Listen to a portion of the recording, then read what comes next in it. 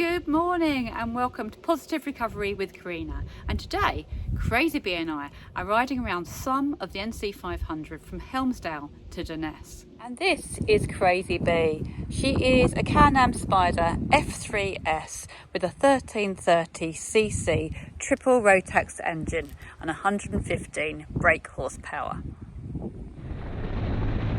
We'll be riding through the stunning Highlands of Scotland with its ever-changing scenery, around by the coast, through mountains, and on the way we will see other motorbikes, kit cars and sheep, and we'll even find out at the end in the Relive where the zip line is located.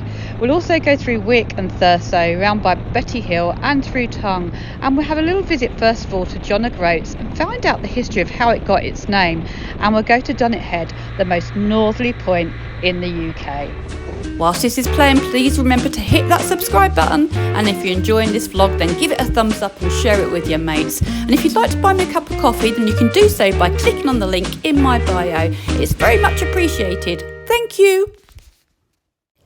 And here we are at John O'Groats, named after Jan de Groot, a Dutchman who lived here in the 15th century. He was a businessman and he ran a ferry to the Orkney Isles for 4D, and that coin became known as the Groat. You know me, I did nearly do a little swerve over there, but it was £48 just to go for the night, and then I'd have to get accommodation too. John O'Groats is 874 miles from Land's End, and it is the longest point to point in the UK, but it is not the most northerly. Dunnet Head is, and we're off there now.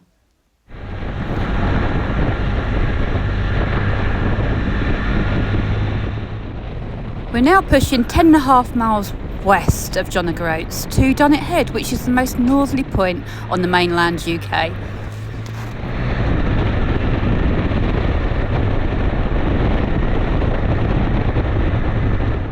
We made it, and what spectacular scenery it was. Now you can't actually go into the lighthouse, but it's very scenic and beautiful here, and apparently you can rent the lighthouse keeper's cottage, but I thought I'd just have a bit of fun while I was here.